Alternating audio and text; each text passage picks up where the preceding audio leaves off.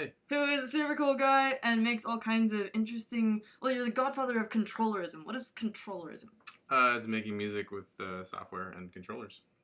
So you've made all kinds of stuff like that you call like jam boxes and things. Yeah, that's like one sort of category of instrument I've made. It definitely involves controllers. Jamboxes.net is a good place to find all about jamboxes. Yeah, but they're basically multiplayer instruments, and the ones that have been most popular and the ones that I've made the most of are these sort of casual, fun ones that are made for people who don't have musical experience to just kind of walk up and jam with. Cool. It's Jambox. And this is the one that we're talking about today, the 8-Bit Boombox. Yeah, this is my newest one. It's a year young, I think, and kind of still working on it, improving it, testing it, adding features, mucking around with it. Just got back from Priceless Festival where it was on display. Did people like it? Yes. Nice. They did. I played it before at a party, and everyone there liked it as well. So at least a sample size of 2. Rocking it. What's the deal with this? We got an old school boombox. We got some knobs and switches and stuff, fast and slow and bits and 8 versus 16. Like, it's called the 8-Bit Boombox, right? Yeah. But it goes to 16. Right. That's a temporary feature test. Yeah. Just I presented as the 8-Bit Boombox last year at Priceless, and that was kind of its debut. So this year it's 16 bits. Cool. But I'm really just kind of messing around with different themes and different ideas within the bigger theme of like video game music played from video game controllers. Oh yeah! So there's all these things behind it on the table here. We've got Sound FX. What is this? Is PlayStation? I'm gonna get that wrong. Yeah, no, you're correct. Yes.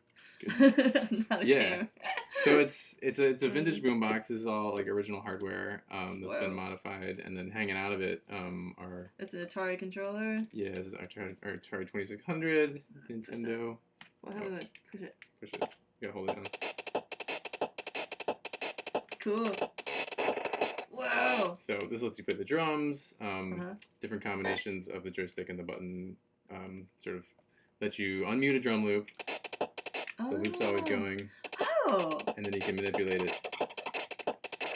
So are all these loops always going, just muted? And that's how everything stays in sync? That's how 3 of these work, yeah. Ah. So this is the melody loops. So it's the same song, which get the melody and then different variations.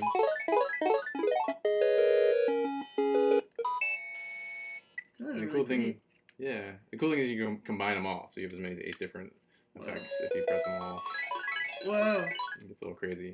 But that's the original loop. What is that? You got a bunch of different loops on there, right? How do you change the loops? Yeah, there's different songs. There's a little knob. I don't think you guys can see it on the side here. But and you got the bass. I got the bass. My fave.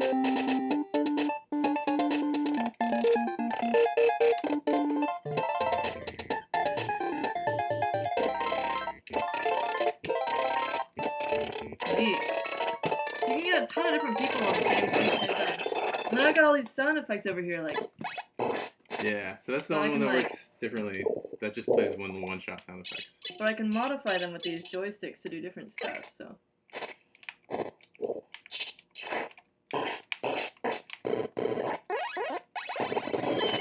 Whoa.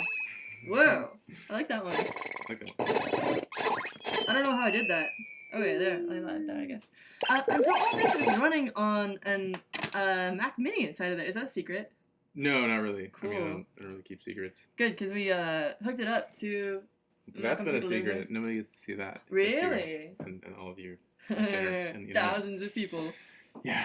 Yeah, so this is the software world. Ableton is the sound playback engine, so it has all the MIDI loops you're hearing. Actually, let me show you the bass loops. Whoa. It's like time delay. Oh yeah, there's a little bit of a delay. It's like I'm touching things in You're the future. mousing through time. Okay, well hopefully you can see this. There's a playback cursor, and I'll make it bigger so you can see the notes. And this is the bass line. Oh, cool. Let's zoom in a little bit. And here's some manipulate. Well, that's just a straight up bass line. This is the theme from the original Castlevania game you're hearing. Oh, cool. And then if I switch over to this other view, Yeah, okay, so here's all the effects. So you can see the different buttons Oh, cool. do things like arpeggiators, stuttery things, or pitch shifting, just all kinds of different processes on that MIDI. So that's the basis of how all of it works. Ableton's not doing a whole lot except for playing MIDI loops, changing them when you hit different buttons on the controllers, or processing. Oh yeah, so the unmuting thing. Yeah, okay, so that's the fancy stuff.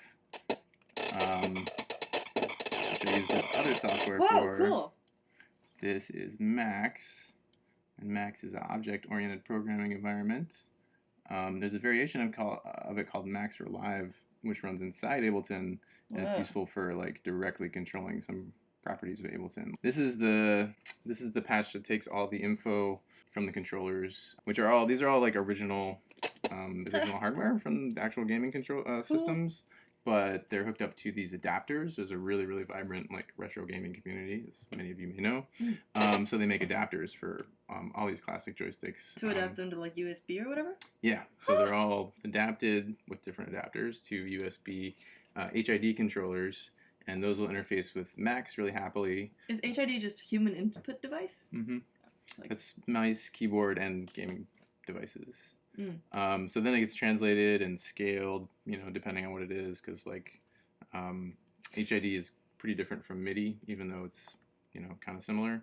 So it gets translated, scaled, and do all these other tricks with it in Max that turn into MIDI. Just talk to Ableton.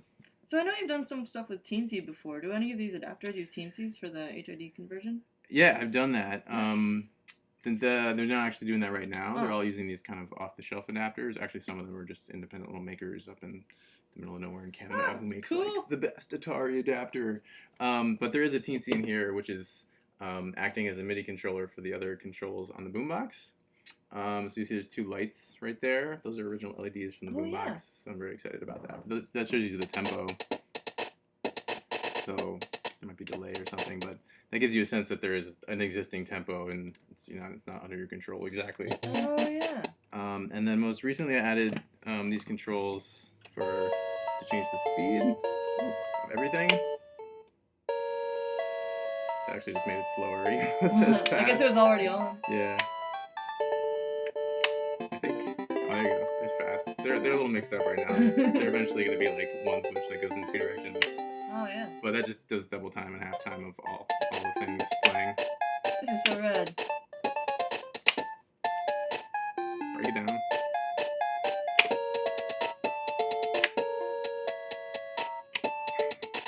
This is great.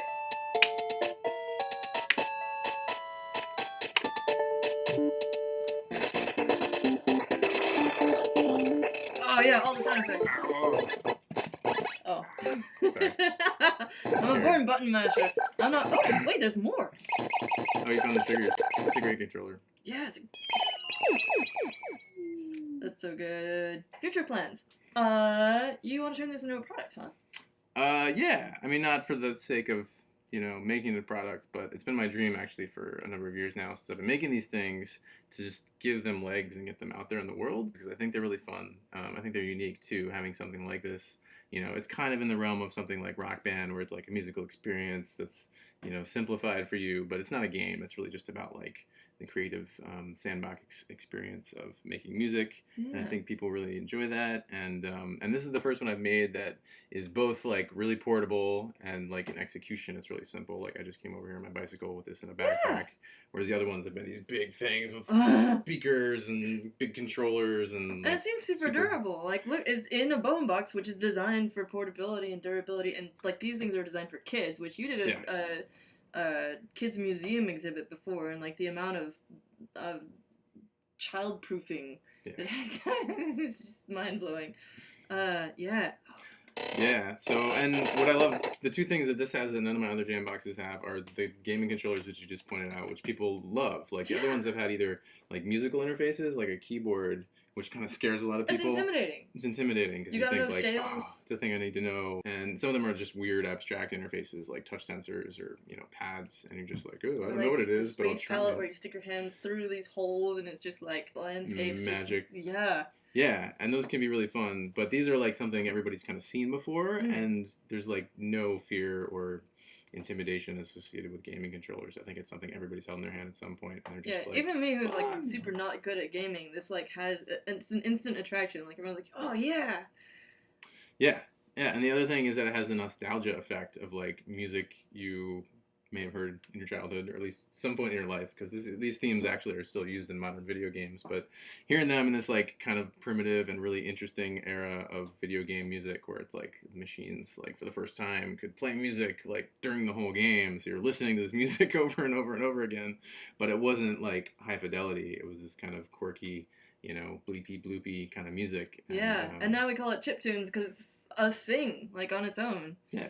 So people love it, and it's also really simple. Like I'm running all this high level stuff like a Mac and a Ableton and Max, but it's all stuff that could easily run on something like Raspberry Pi, because ultimately it's the Pi is probably 20 times faster than an original Nintendo Entertainment System. So yeah, and it's great because it's kind of like your previous ones are awesome, but they're also like much larger, and like you were saying, this one can kind of be tossed in a backpack and whatnot. Yeah, and the size of them were always a barrier to. Are we going to make a furniture to go along with these things? Like, do we really need 4 speakers? They just, they're super fun because they sound amazing, they're tactile and just kind of immediately satisfying to jam on. But yeah, portability is a big factor, and durability is a big factor. And this one just has the added sort of nostalgia retro vibe, which people love. So where do you get the samples for these? That too. I'm always about the like path of least resistance. I could have sat there and sampled games by ROMs or sought out an original hardware, but there's these amazing communities that have created sample packs for like a lot the of your adapter favorite people, games. but like Yes. for the music too. Yeah. So a lot of the content, like just like the ROMs for the games, already exists out there for the sounds, and then also the MIDI files for the music. So. Mostly I'm just harvesting that stuff, but sometimes it always has to be kind of like massaged and arranged and set up for the system. Yeah, you're saying you have to like adapt it for the 16-bit. Yeah. Well, I just to see what people like. I mean, that's one of the reasons there's so many different controllers. It could have been like 4 of these, and it would have been a lot simpler to build it. But I just wanted to see like what do people respond to, and also this is way cooler. Grab people from different kind of eras of gaming. These are like console generations 2 through 5. Yeah. 1, 2, 3. No, sorry, 2, 3, 4, 5. I did all this geeky research into like video game consoles and music for those consoles. And what generation are we on now? I don't know. I wasn't paying attention. What was generation 1? 1 was like Pong, and that was like 2 paddles, I think. I never played a Pong machine, honestly. Yeah, but this was the biggest system for generation 2. Biggest for 3, and there's a 16-bit battle. 16-bit battle? Then Sony showed up. Oh yeah. Between Sega and Nintendo. Anyways, I don't want to bore you with history, but it was fun to like just see all the different things that are out there and see what people would enjoy. I did put some 16-bit music in here. What is this? Oh, I love that with the punches.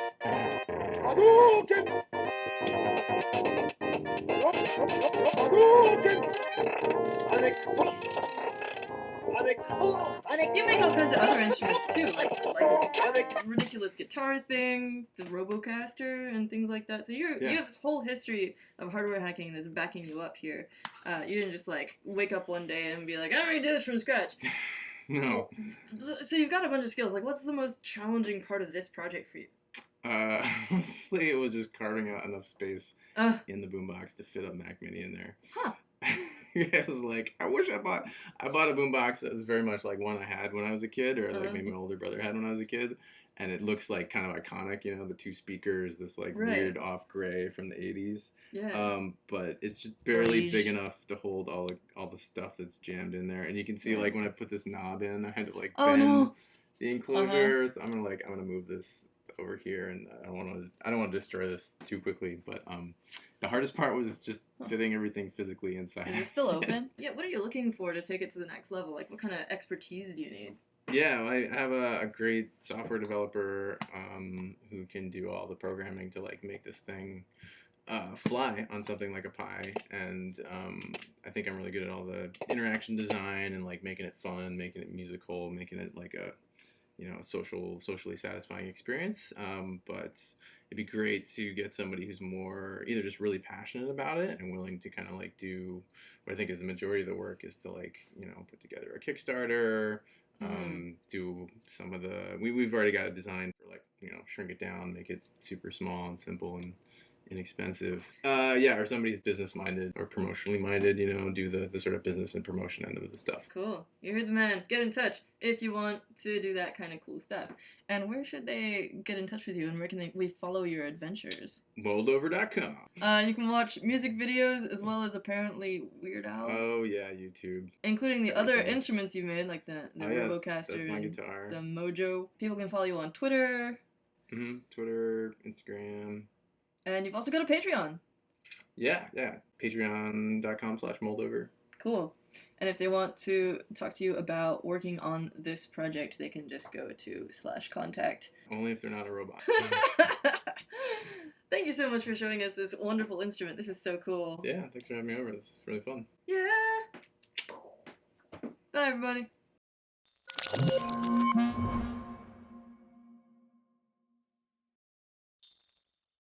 Cheat code. Do you know the Konami code? Oh, wait. Let me... Do I have to restart it somehow? Okay. No. Up, down, left, right. B, A. That's great. It's a secret song.